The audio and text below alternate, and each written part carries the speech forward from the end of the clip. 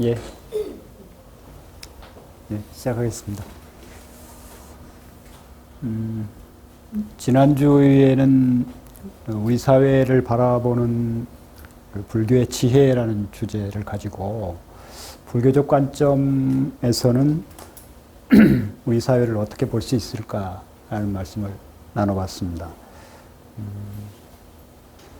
어떤 한 가지 답이 정해져 있는 물음은 아니었고, 다만 우리 사회를 바라보는 일 자체가 복잡하고 쉽지 않아서 일단은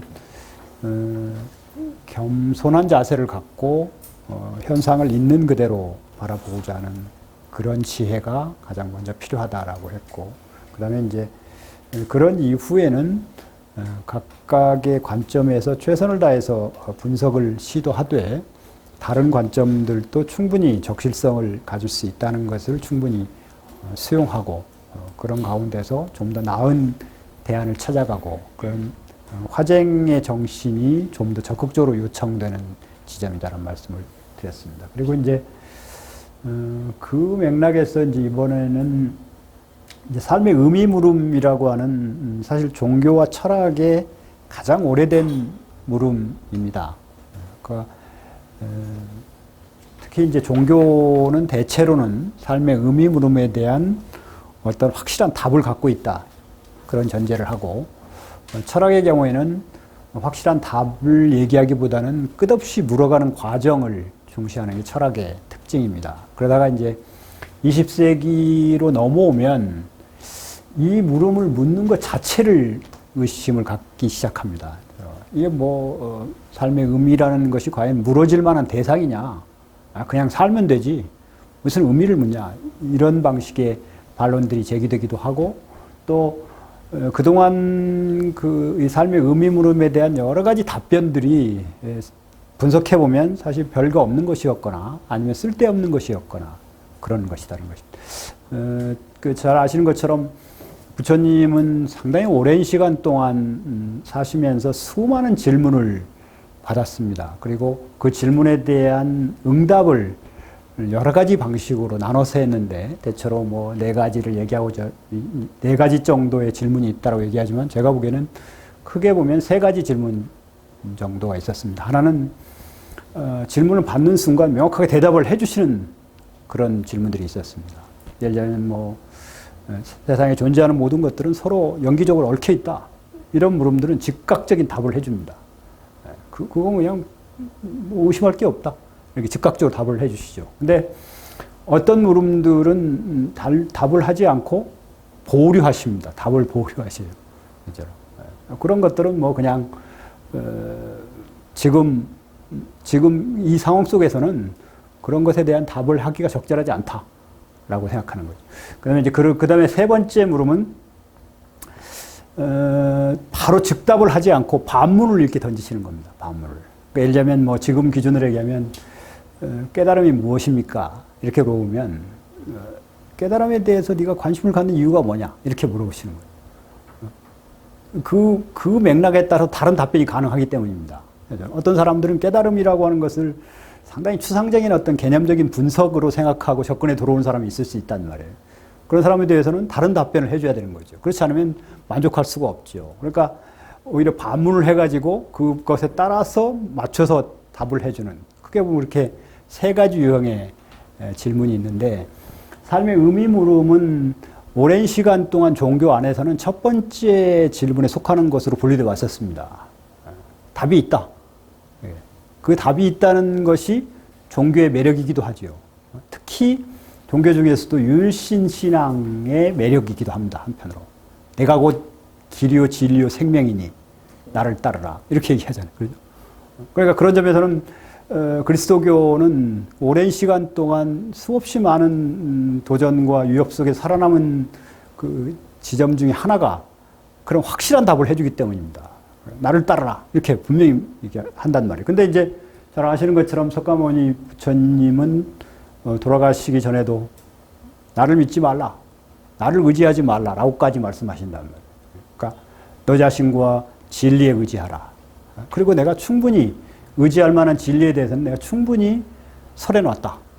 이렇게 말씀하신다. 그러니까 그러면서 뭐 특히 열반하기 직전에 그때 당시 연세로는 오랜 비교적 수명이 기신 분이셨잖아요. 그러다 보니까 몸도 많이 낡고 늙고 그러니까 그런 구절도 있죠. 그런 것도 선생님 돌아가시고 나면 저는 어떻게 살아야 됩니까? 얼마나 불안했겠어요, 실제로. 그러니까 제자한테 가까이 오라. 그런 다음에 내 몸을 봐라. 이렇게 낡은 가죽 부대처럼 낡아버린 내 몸에 뭐 믿을 게 있겠냐. 이렇게까지 말씀. 상당히 종교적인 그 대화로서는 상당히 충격적입니다. 사실. 내 몸을 봐라. 그 당시 80 가까이 되셨다면 지금 얘기를 하면 120살쯤 된지도 모르겠어요. 그러죠? 그런 정도의 몸이 아무리 건강했다 할지라도 그게 좋을 리가 없잖아요. 그죠? 노인분들이 건강관리 잘 하시더라도 그게 정말 낡은 가죽 부대처럼 스스로 그렇게 묘사를 하시면서 나 자신을 믿지 말라. 너 나를 믿지 말고 너 자신과 진리에 의지하라.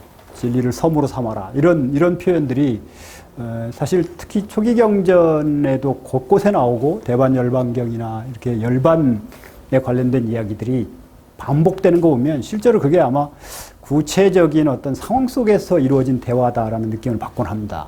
실제로 그렇게 하셨을 것 같습니다. 한편으로.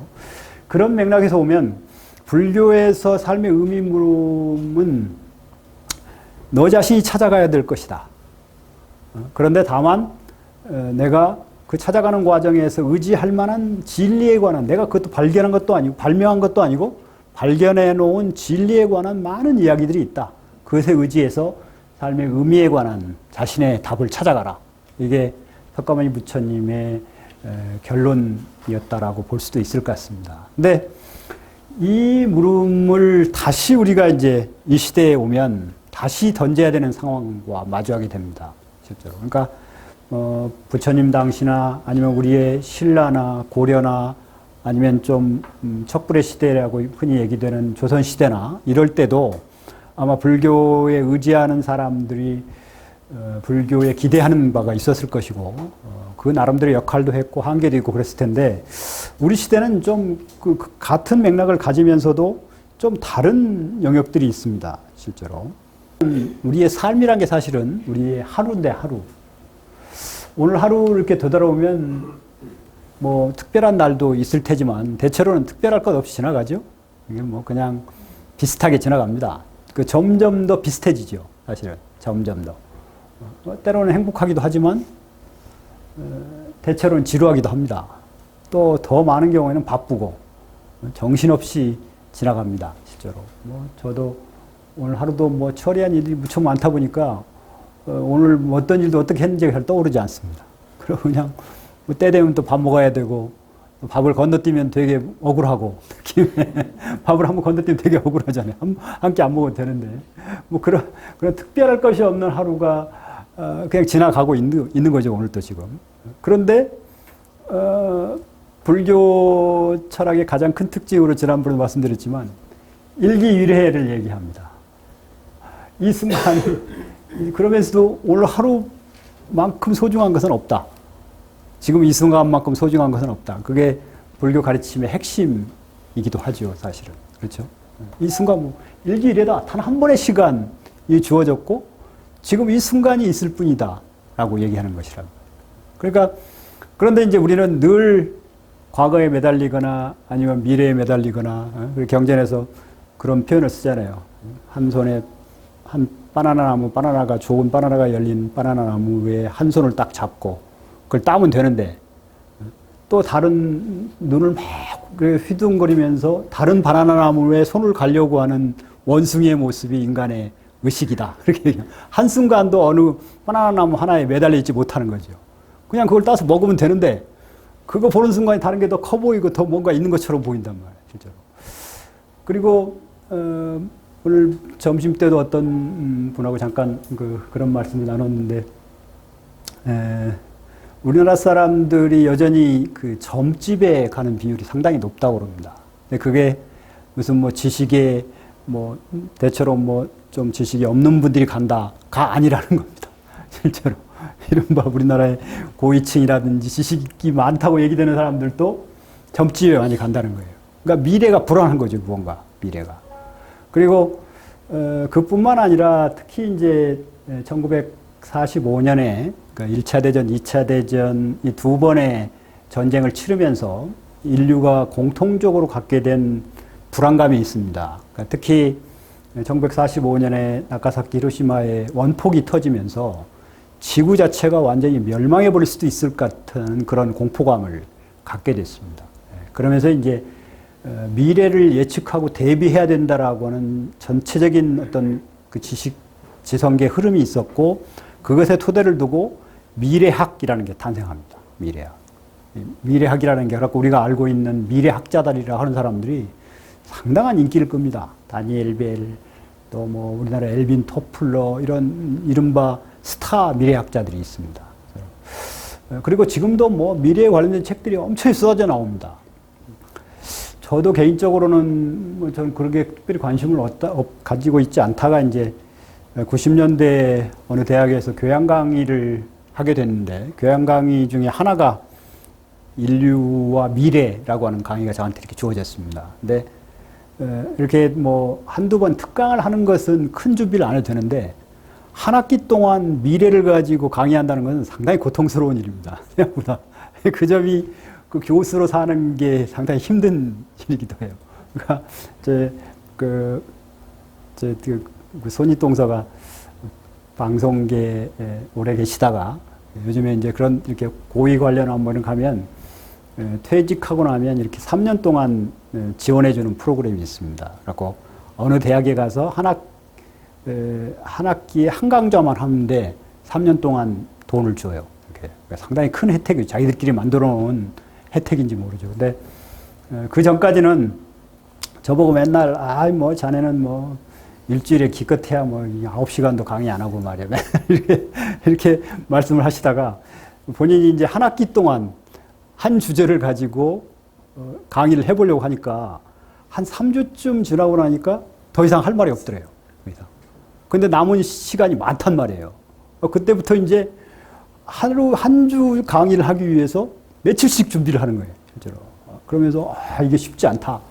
저도 그때서 이제 미래에 관련된 책들을 다 찾아보고 정말 한 주 벌어서 한 주 먹고 사는, 한 주 준비해서 한 주 강의하고 그 다음 주 또 준비하고 그러느라고 이제 하는 수 없이 어쩔 수 없이 미래와 관련된 책들, 기타 뭐 여러 가지 것들을 찾아보고 이제 그때부터 조금씩 미래에 대한 관심을 갖게 됐습니다. 그게 계기가 돼서. 근데 첫 번째는 두 가지 생각이 들었습니다. 하나는 이 사람들 대단한 사람들이다. 어떻게 미래를 이런 방식으로 이렇게 예측할까? 그런데 두 번째 든 생각은 이 사람들의 미래 예측이 이렇게 다를까? 왜 이렇게 다를까? 왜 도대체 누구 말을 믿어야 하는가? 실제로. 그러면 뭐 어떤 기준으로 누구의 말을 믿어야 되냐는 말이에요. 많이 팔리는 책? 그게 진리를 보장해 주지 않죠? 그렇다고 뭐 그 사람의 학력을 보고 믿을 거예요. 아니면 뭘 보고 믿을 거예요. 도대체 미래 예측을 제대로 뭐 어떤 기준을 갖고 어떻게 받아들여야 될지 몰라가지고 상당히 당혹스러웠습니다. 그러더니 이제 그것이 좀 지나고 나니까 20세기, 21세기로 넘어오고 나니까 이제 비교적 미래 예측이 조금씩 이렇게 비슷해지는 경향을 보였습니다. 그 왜 그런가 하고 봤더니 미래에 대한 예측을 과학기술의 미래에 대한 예측과 동일시하는 경향들이 나타났습니다.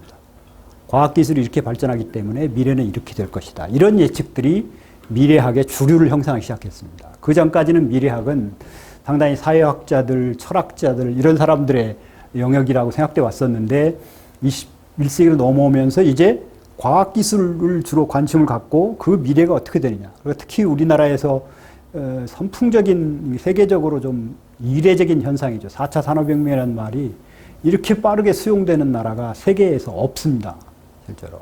클라우스 슈밥이라고 하는 경제학자이자 그 세계 경제 포럼의 이사장을 맡았던 사람이 그 임시적으로 썼던 말인데 4차 산업혁명 말 자체가. 근데 그러고 그 사람이 우리나라에 와가지고 나는 내 말이 이렇게 인기를 끌 줄 몰랐다. 그렇게 얘기했어. 근데 우리는 마치 4차 산업혁명이 완전히 그냥 시작된 것처럼 벌써 완전 그렇게 얘기하죠. 근데 분명히 4차 산업혁명이라는 말이 상징하는 그런 현상들이 있긴 있습니다. 실제로. 그런데 과연 그게 그렇게 한 개념으로 완전히 정착되려면, 이런 한 개념이 정의되려면 내포라는 그 공통 속성이 하나 있어야 되고, 그 다음에 어떤 외연이라고 하는 이 범위가 정해져 있어야 됩니다. 그런데 이게 4차 산업혁명이라는 말은 내포가 분명치 않아요. 무엇을 구체적인 요소로 하냔 말이에요. 4차 산업혁명. 이런 뭐 빅데이터, 뭐 기타 이런저런 것들이란 말이에요. 근데 그런 것들이 정말로 현재 그 이전의 산업혁명과 그렇게까지 차별화되는 것인가? 정말로 질적으로 차별화되는 것인가에 대한 재검토가 필요한데도 우리는 그걸 그냥 당연히 받아들이고, 그 다음에 외연이라고 하는 것도 도대체 4차 산업혁명이 어디까지 어떻게 우리가 규정 지을 수 있을 것인지에 대한 논의가 없이 마치 4차 산업혁명 시대가 이미 온 것처럼 받아들이고 있습니다. 그러다 보니까 미래에 대한 여러 가지 예측들이 정말 4차 산업혁명이라는 말은 엄청 많이 쏟아지고 있어서 우리는 그 말을 피해서 미래를 얘기하기 힘들 정도의 상황이 벌어지고 있습니다. 물론 그런 흐름에 대해서 우리가 충분히 유념하는 것은 필요하지만 한편으로는 정말로 믿을 만한 것인지, 그것이 정말 우리한테 와 있는 것인지, 그런 것들에 대해서는 전체적인 재검토가 필요한 시점이라고 생각이 됩니다. 근데 어찌됐거나 우리는 하루가 별것 없지만 그럼에도 한 번밖에 주어지지 않은 시간으로서의 하루를 살아야 되고, 그런 과정에서 일상을 대하는 태도들이, 사실 이 일상이란 말이 전에도 말씀드린 것처럼 20세기 중반 이후에 사회학의 주된 개념이 됐습니다. 그러니까 일상이라는 것이 곧 삶이다. 일상이라는 것이 곧 삶이지 그 이외의 것들이 없다.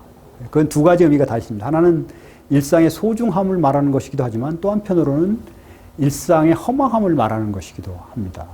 일상의 허망함은 특히 이제 자본주의적 일상, 그런 표현을 쓰는데, 자본주의적 일상은 아침에 일어나서 어딘가로 일자리에 일하러 갔다가 그 다음에 돌아와서 열심히 일한 다음에 그 다음에 그 봉급을 받고 살아가다가 꿈이 1년에 비교적 긴 휴가 시간을 잡아가지고 그 일상으로부터 탈출하는 그런 과정으로 그려지죠. 그러니까 글자로 그런 것들을 앞서갔던 대표적인 나라가 지난번에 말씀드린 것처럼 프랑스 같은 나라들이 여름이 되면 파리가 비어버리는 3주 이상씩 전 직장인들이 휴가를 내가지고 뭐 돈이 없는 사람들은 그렇게 되면서 이제 3주 이상 파리가 비어버리고 그것을 우리도 상당히 우리 삶의 어떤 모형으로 생각하고 열심히 쫓아와서 사실 이제 웬만큼 쫓아왔죠.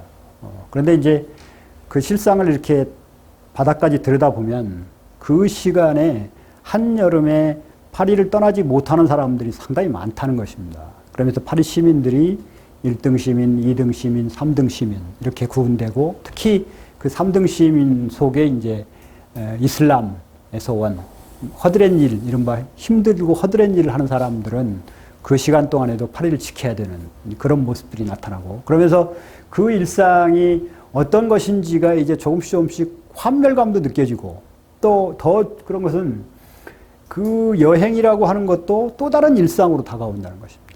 또 다른 일상으로. 이게 특히 그나마 그래도 그 긴 휴가를 보장받을 수 있는, 우리는 그런 면에서는 좀 더 발전할 필요가 있죠. 긴 휴가를 3주 이상의 휴가를 보장받을 수 있는 직장이 많지 않거든요.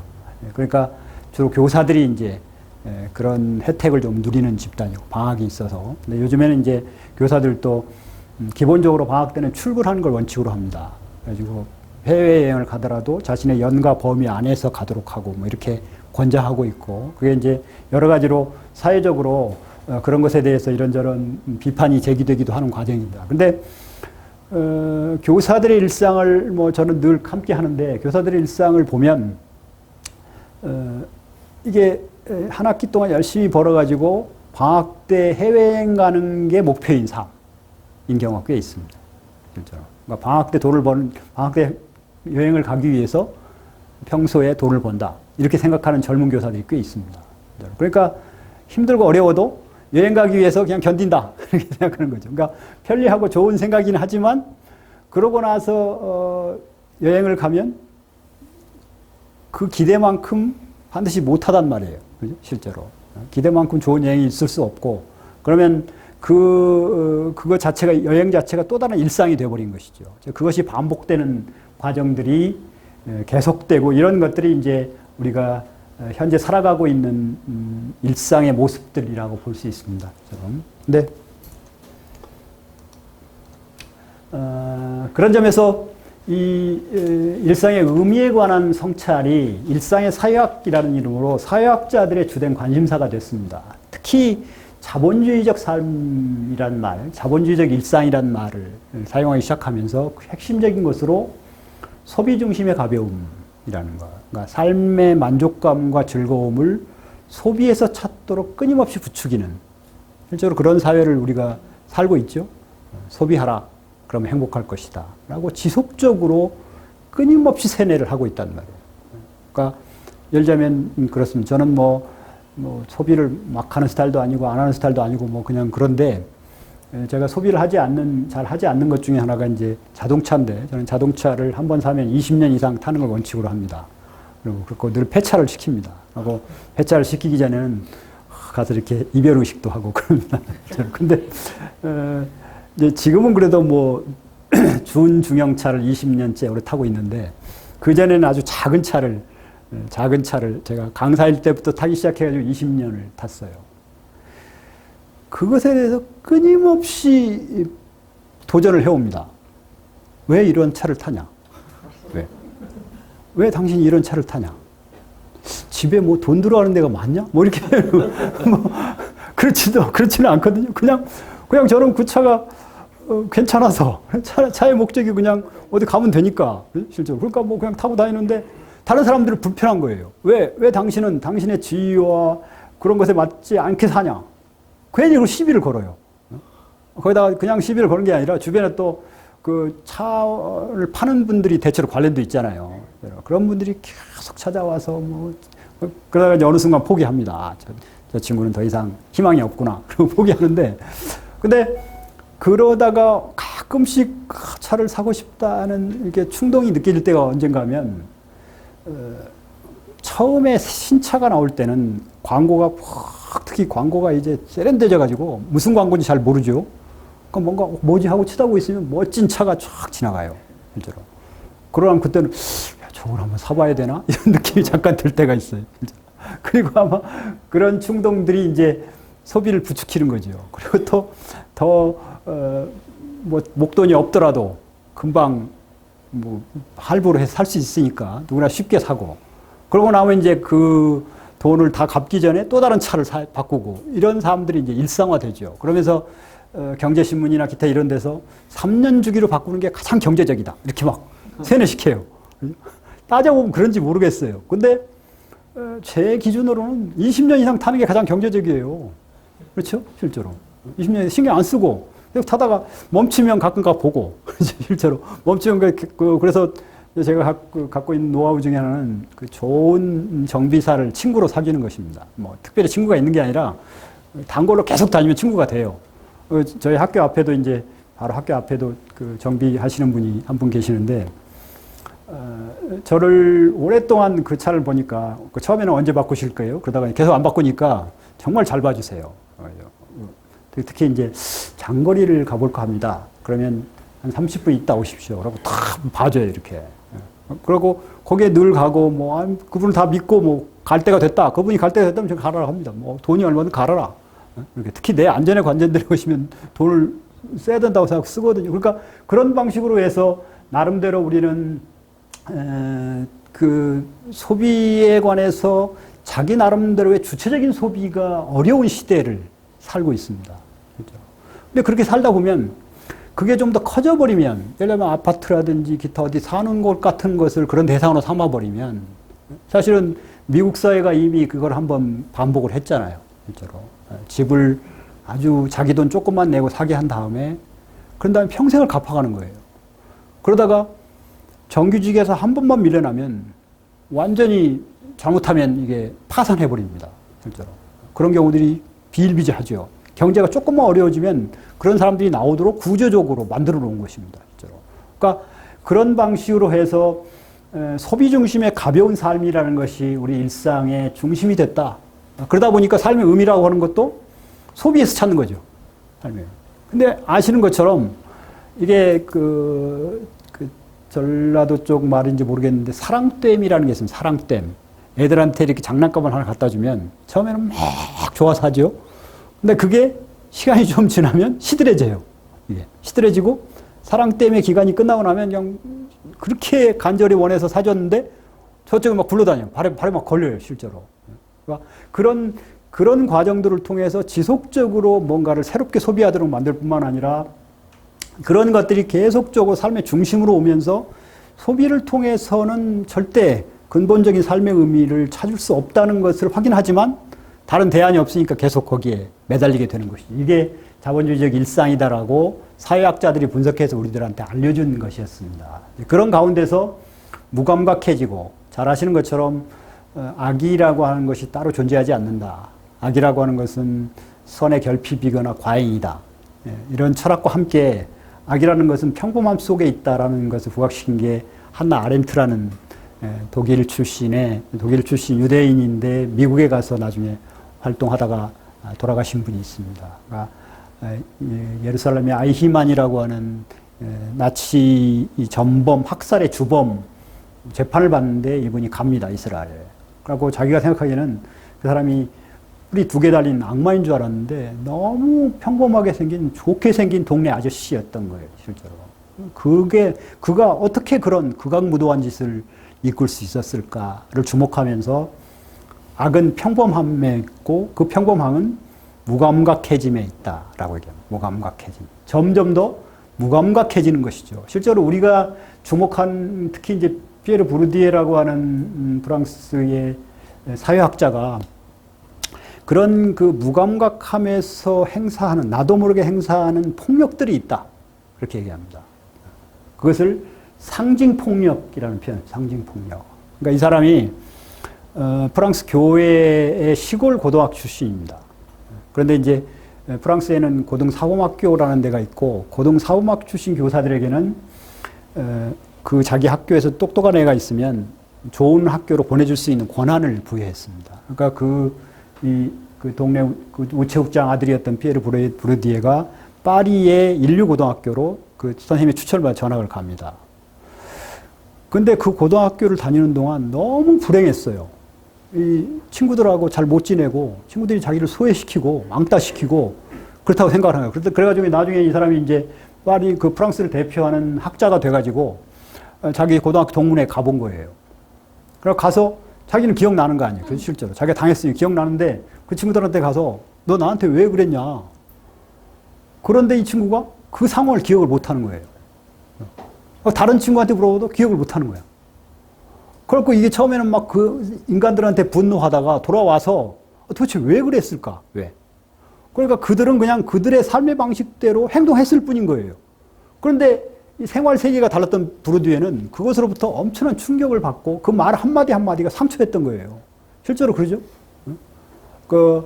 제가 대학 다닐 때 어떤 그 친구하고 무슨 얘기를 하다가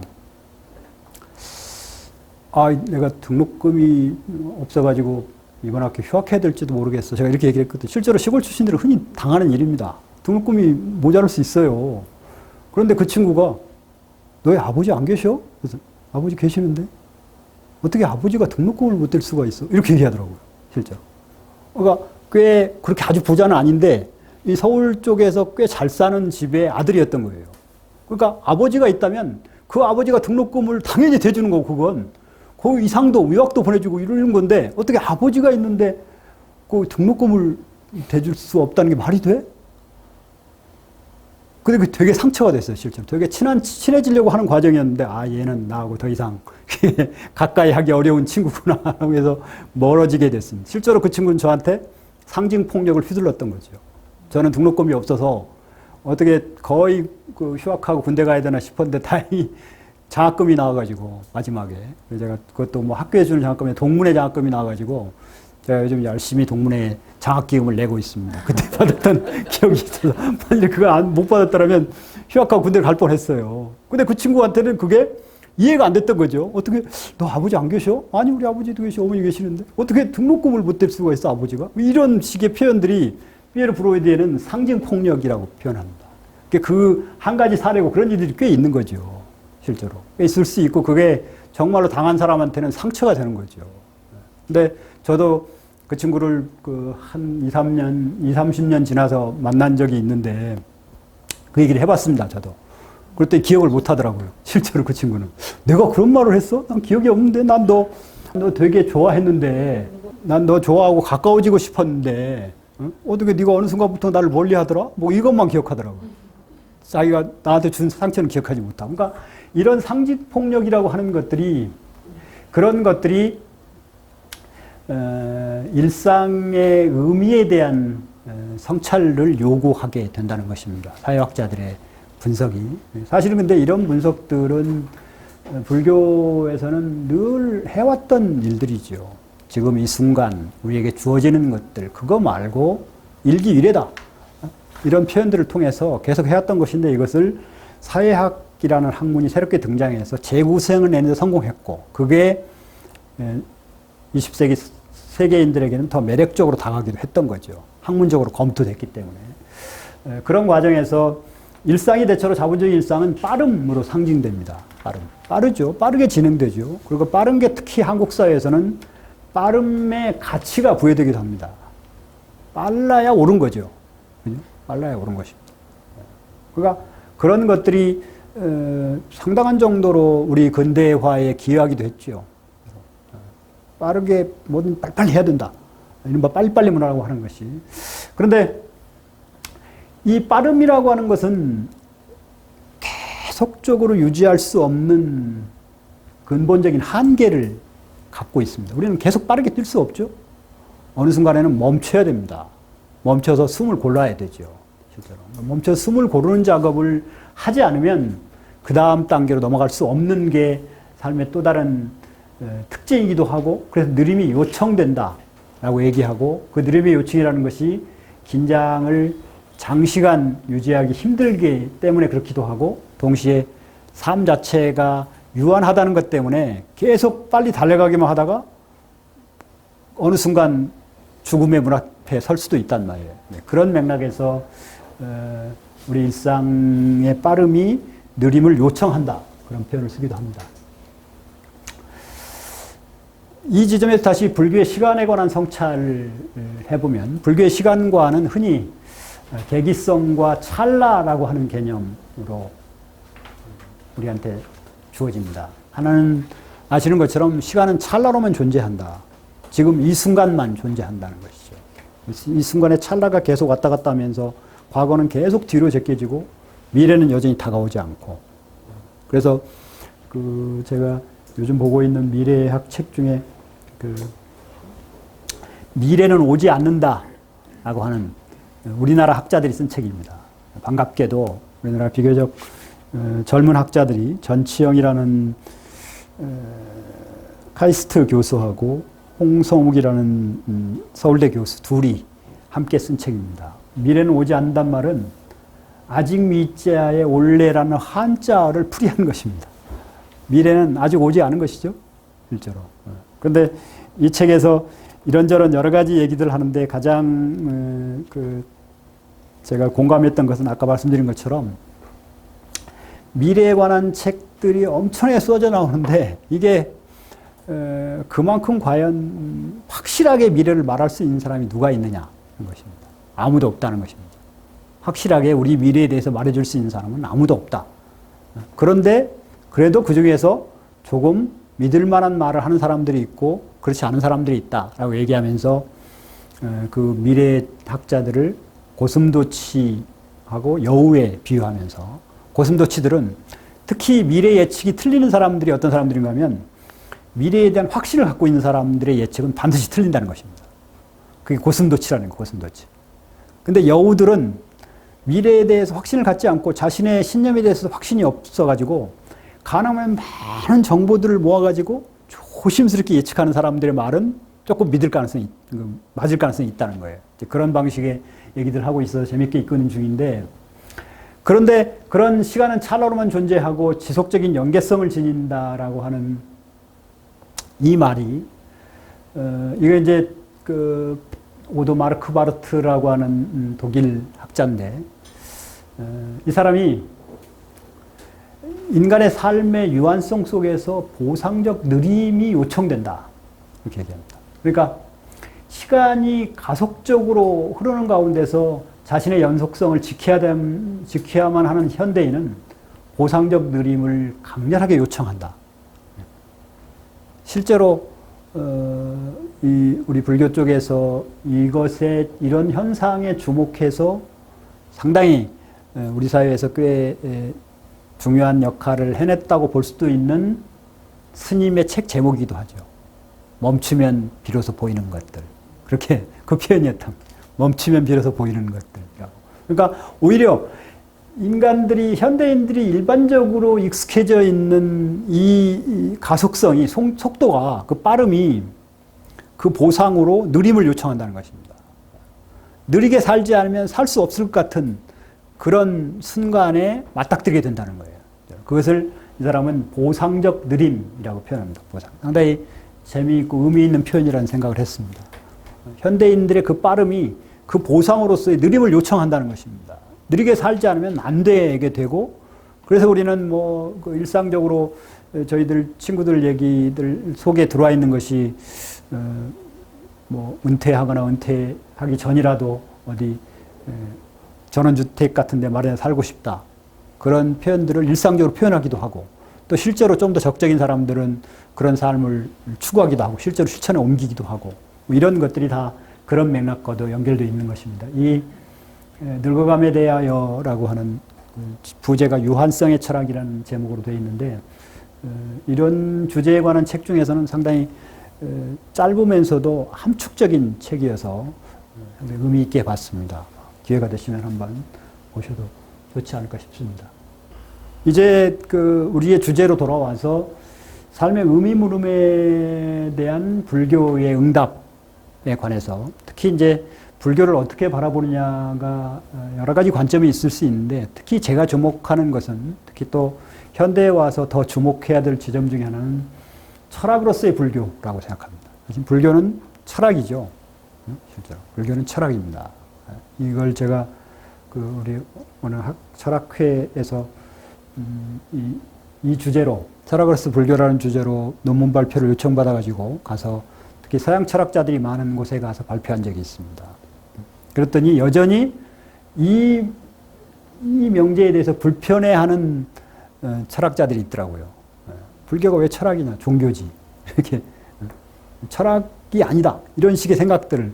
그러니까 철학에 대한 자기들 나름대로 어떤 특히 서양 철학적인 전제가 있는 거예요. 그 틀을 갖고 보면 불교가 철학이 아닌 것처럼 보기도 한다는 것입니다. 그런데 불교는 철학입니다. 아까 말씀드린 것처럼 우리가 종교라고 하는 개념을 서양 릴리전의 번역으로 받아들이게 되면서 갖게 된 편견 중에 하나가 철학과 종교의 경계를 명확하게 긋는 것입니다. 그런 압박감을 느끼죠. 특히 서양 철학자들은 종교와 철학을 분리해야 된다는 압박감을 느낍니다. 철학으로 온전히 설 수 있어야지 종교와 겹쳐버리는 것에 대해서 상당히 부담스럽게 생각합니다. 그런데 그런 것도 있지만 그냥 서양 철학적 전제 속에서 철학을 여러 가지 정의하는 전통적인 방식은 삶의 지혜가 철학이니까 당연히 그 점에서는 불교가 철학이죠. 근데 그거 말고 철학을 좀 더 협소하게 정의하는 방식은 정답이 정해져 있지 않은 끝없는 물음을 던지는 과정을 철학으로 보는 관점입니다. 그게 서양 철학에서 일반적으로 통용되는 철학을 바라보는 관점이죠. 근데 그 관점을 갖고 봐도 불교는 석가모니 부다께서 나를 믿지 말라라고 표현한 것 자체가, 그 자체가 철학으로서의 성격을 충분히 뒷받침해 줄 수 있는 그런 것이라고 저는 생각합니다. 그러니까 기본적으로, 그런데 불교의 철발점이 뭐였는가 하면 부다가 출가한 이유가 밖에 이렇게 그 왕이 세상의 생로병사의 과정을 보여주고 싶지 않아서 그렇게 철통같이 방어했는데도 어떻게 밖에 나갔는데 사람이 죽어가는 과정, 이런 과정들을 보시게 됐다는 거 아니에요. 그러면서 왜 삶은 계속 지속되지 못하고 죽음과 마주하게 될까? 이게 출가의 출발점이기도 했단 말이에요. 출가의 출발점. 그러면서 이게 삶의 유한성 물음이 이분을 출가를 감행하게 했고, 그것 자체가 가서 묻는 거죠. 왜 인간은 계속 살지 못하고, 영원히 살지 못하고, 언젠가는 반드시 죽어야 할 만한 운명을 갖고 태어났는가? 이런 물음들을 던지면서 결국 지속적으로 물음을 던지고, 그런 면에서 불교는 철학이다라고 얘기할 수 있고, 또 한편으로는 그런 맥락에서 불교는 철학함의 과정을 명료하게 갖고 있습니다. 그래도 철학함의 과정에, 불교의 철학함의 과정의 첫 번째 요소가 뭔가 하면 지금까지 우리가 주목해왔던 일상과의 거리를 유지하라 라고 얘기한다는 거예요. 일상과의. 우리의 일상과의 거리를 유지하라. 사실 모든 철학함의 출발점이 일상과의 거리 유지입니다. 일상과의 거리를 유지하라고 하는 걸 통해서 그것을 성찰의 대상으로 내놓으라. 그런 것이죠. 자신의 일상을, 자신의 삶 자체를 성찰의 대상으로 내놓으라. 그래야만 무언가 그게 자신이 어떻게 살아가고 있는지의 그 모습이 그나마 제대로 보인다는 것입니다. 그게 철학이죠, 사실. 그게. 그러니까 그 일상에 함몰되지 않고 그런 가운데서 삶의 의미물음이라고 하는 것을 적극적으로 수용하고 그것에 근거한, 나름대로 부처가 발견한 진리에 근거한 답을 찾아가는 과정을 제시한다는 점에서 불교는 기본적으로 철학이다라고 하는 전제를 확인해 볼 수 있습니다. 그런 가운데서 이제 삶의 의미물음이라고 하는 것에서 불교가 줄 수 있는 답들이 과연 무엇일까? 이게 사실 오늘 함께 생각해 보고 싶었던 주된 주제입니다. 네. 이 삶의 의미물음이라고 하는 것이 아까 말씀드린 것 20세기에 들어와서 철학에서 이렇게 상당 부분 배제됩니다. 그러니까 철학은 삶의 의미물음을 다루는 학문이 아니다 라고 철학의 성격이 바뀌어요. 실제로.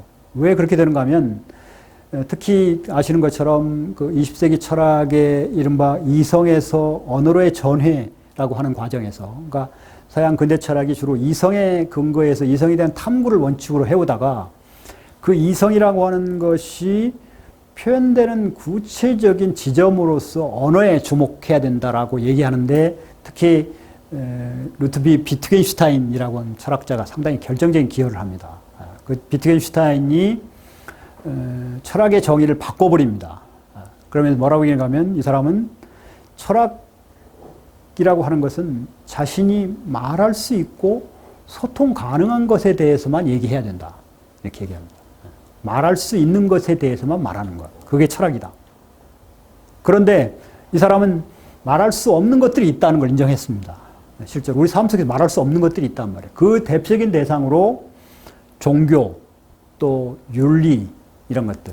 이런 것들은 쉽게 말로 표현될 수 없는 것이라는 것입니다. 그러면서 이 사람이 한 말이 말할 수 없는 것들에 대해서는 침묵하라.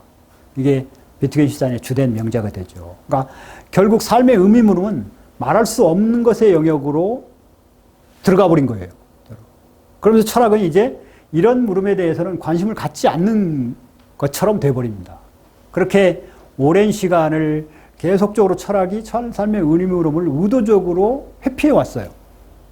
그래가지고 실제로 저희 때 철학과의 점수에 맞춰서 가는 사람도 있었지만 철학을 좋아해가지고 철학과에 간 친구들이 있었습니다. 그러니까 저희 이제 문과생들이 그때는 이제 국가에서 이과를 막 장려해가지고 그랬잖아요. 그때 한때. 그래갖고 문과 가려고 지금도 비슷하죠. 문과 가려면 굶어 죽으려고 그러냐. 또 문송합니다. 문과라서 죄송합니다. 이런 말이 있잖아요. 근데 이제 1학년 때 이제 문이과를 가를 때 문과를 가겠다고 그러면 담임선생님이 계속 불러가지고 이과를 가라. 밥 먹고 살면 이과를 가라. 계속 그렇게 했는데 그러다 보니까 저희는 이제 8개 반 중에서 문과가 2반밖에 없었습니다. 그러니까 이제 2학년 때 한 번 만나고 3학년 때 한 번 만나고 그러니까 대체로 문과생들은 서로 알아요. 이렇게 서로 알게 되는데 그 중에서 철학에 관심을 갖고 공부한 친구들이 몇 명 있었습니다. 그래가지고 실제로 그 친구들이 이제 고등학교 때 조금 일찍 철학에 관심을 가지니까 이 학교 성적들이 대체로 떨어졌어요. 그래가지고 이른바 서울이나 이런 데로 오지 못하고 그 지방에 있는 대학의 철학과를 이렇게 갔습니다. 근데 이런 친구들이 이제 처음에 철학과에 들어가서 사실은 고등학교 때 철학에 관심을 가졌던 것은 핵심은 이런 것이었다면 삶의 의미물음을 좀 진지하고 전문적으로 탐구하고 싶다. 그 열망으로 이른바 학교 성적도 포기하고 사실 그 친구들이 다 저희는 그 선발 학교여서 그래도 조금만 웬만큼만 하면 좀 이른바 그 좋은 학교도 갈 수 있는 그런 기반이 있는 학교였는데 이 친구들이 그런 걸 다 포기하고 그냥 철학책에 몰두하고 뭐 이랬던 거예요. 근데 막상 철학과에 들어가니까 이런 물음에 대한 관심 갖지 말라. 철학은 삶의 의미 물음에 관심을 갖는 학문이 아니다. 이렇게 얘기해 버리는 거예요. 그러니까 되게 방황을 하기도 하고 뭐 그만둬야 되나 뭐 이렇게 하기도 하고 이제 그런 친구들이 꽤 있었습니다. 실제로. 그러다가 나중에 이제 자기들이 각자 자신들의 어떤 답을 찾아가고 뭐 이렇게 하면서 이제 그 문제가 해소되기도 했지만, 그러니까 20세기 철학을 서양 철학이 주도권을 행사하면서 삶의 의미 물음에 관해서는 철학은 답을 주는 게 아니다. 그냥 뭐 다른 것들이 주된 관심사다. 그러면서 이른바 이때부터 전문적인 철학자들이 등장하기 시작합니다. 이른바 강단 철학자들과 일상 속의 철학이 분리되기 시작하죠. 그래서 사실 철학을 위해서는 불행한 일이었습니다. 그러면서 특히 이제 우리나라가 철학 교육을 상당히 강하게 했던 전통을 갖고 있습니다. 아시는 것처럼 아마 선생님들 중에서도 70년대에서 80년대 초반까지 대학을 다니신 분들은 철학을 필수로 배웠을 것입니다. 철학개론이 필수였습니다. 그때 국민윤리도 필수였지만 철학개론이 필수였습니다.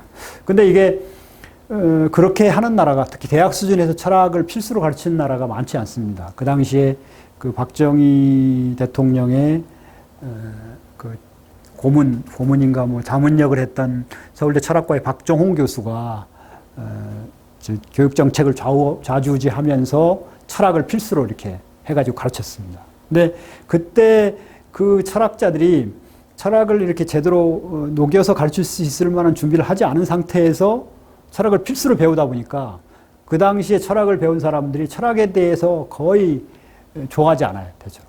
실제로 약간의 좀 혐오감을 갖는 사람들이 꽤 있습니다. 근데 이게 우리만의 문제가 아니고 우리가 이제 그 고등학교 수준에서 철학을 가르쳐야 된다라고 하는 주장을 펼치는 사람들 중에서 많은 사람들이 프랑스에서 그러고 있다.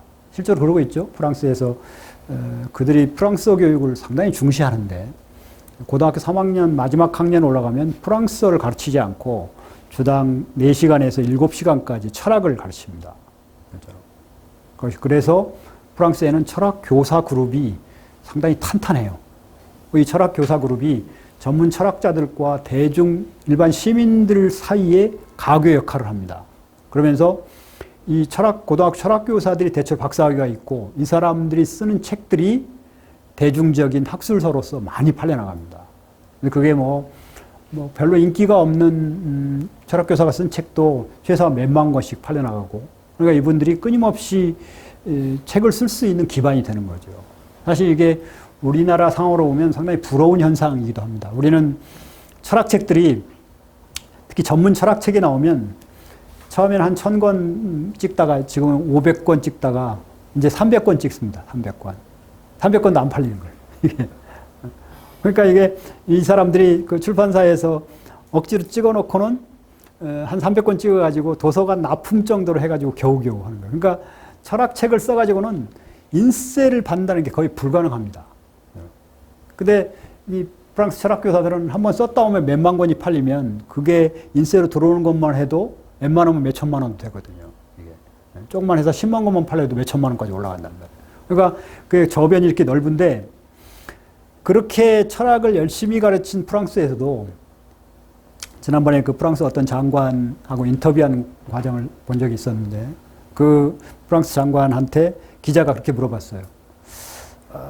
그 당신 그 고등학교 때 철학 어땠냐 이렇게 물어봤습니다.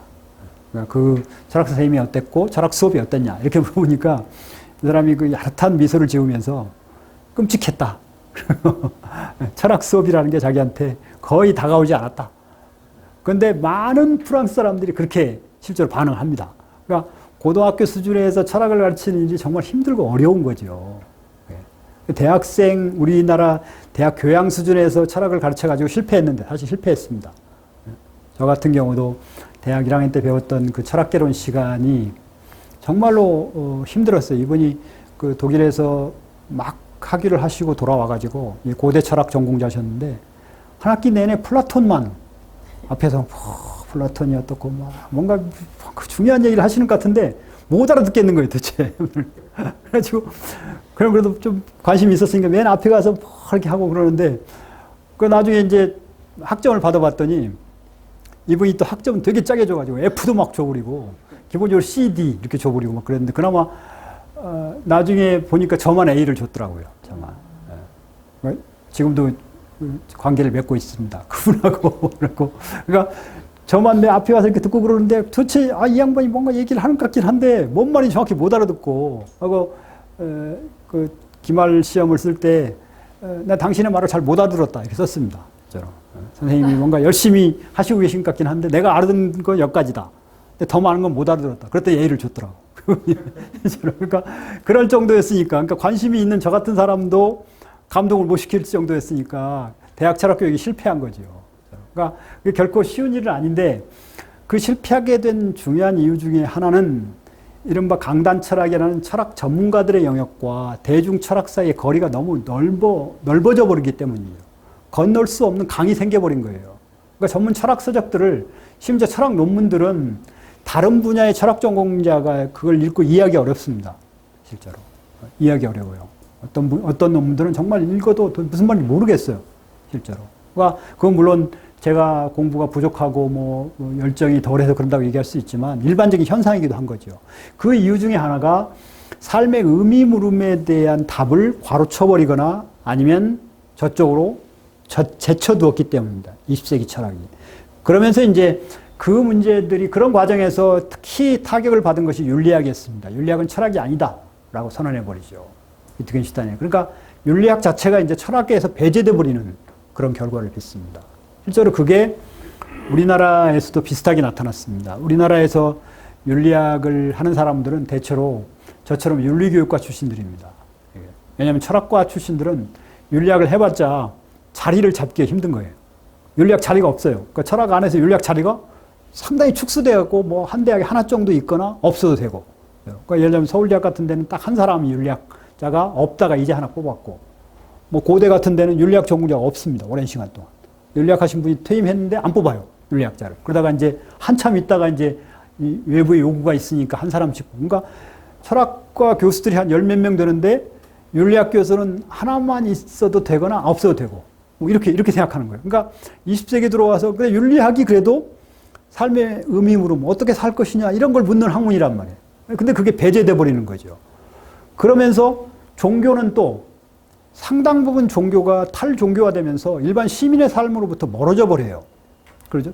그 특정 종교를 갖고 있는 사람들이 아닌 한 종교의 삶의 의미 물음에 대한 답을 찾는 것 자체도 힘들어져 버린단 말이에요. 그러면서 이 철학과 종교가 삶의 의미 물음으로부터 다 멀어져 버리는 현상들이 20세기 일반적으로 나타나다가 그런 것들에 적극적으로 응답하기 시작한 사람들은 그런 그 대학 강단에 제대로 자리 잡지 못했거나 자리 잡지 않고 밖에서 활동하던 대중 철학자들이 그런 역할들을 해내죠.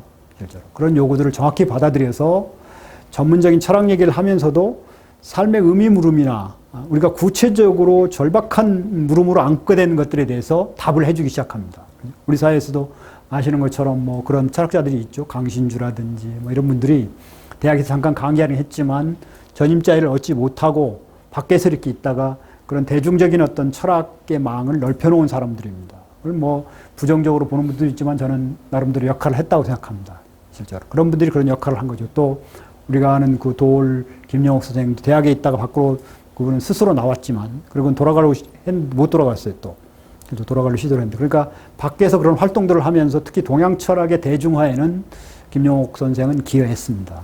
비교적 쉬운 말로. 그다음에 또 그 쇼맨십도 있어가지고 뭐 방송에 나와서도 뭐 그 새소리 나는 걸로 막 얘기하고 그러니까 뭔가 있어 보이잖아요. 그러죠? 실제로. 네, 뭔가 있어 보이고 뭐 또 그런 말들을 그렇게 쉽게 해줄 수 있는 분들이 필요하기도 했습니다. 그 시기에. 근데 이제 너무 많은 얘기들을 방대하게 막 하다 보니까 전문가들이 보기에는 좀 틀린 얘기도 하는 거예요. 그게 섞여 있는 거예요, 실제로. 근데 그거 몇 개를 잡아가지고 뭐 엉터리다 이렇게 얘기하는 것은 너무 매도하는 거죠, 사실은. 그분들은 그 시대적 역할이 있었다고 생각하고 그분들에 의해서 그래도 20세기 하마터면 철학이 일반 시민들의 삶과 상당히 멀어질 뻔했는데 조금씩이라도 가까워질 수 있는 계기가 마련됐다. 라고 할 수 있고, 이제 그런 과정에서 이제 철학 안에서도 조금씩 윤리학이 영역을 넓혀갑니다. 사실은 이 흐름이 우리가 잘 아시는 거죠. 학문이 주로 미국 흐름을 따다 보니까 미국의 철학과에는 대부분 자신의 전공이 윤리학이라고 답하는 사람들이 거의 3분의 2쯤 되는 데가 많습니다. 실제로. 윤리학이 이제 철학의 중심이 되어버린 거죠. 철학이라는 게 결국 어떻게 살 것인가에 대한 답을 해주는 데 아니에요?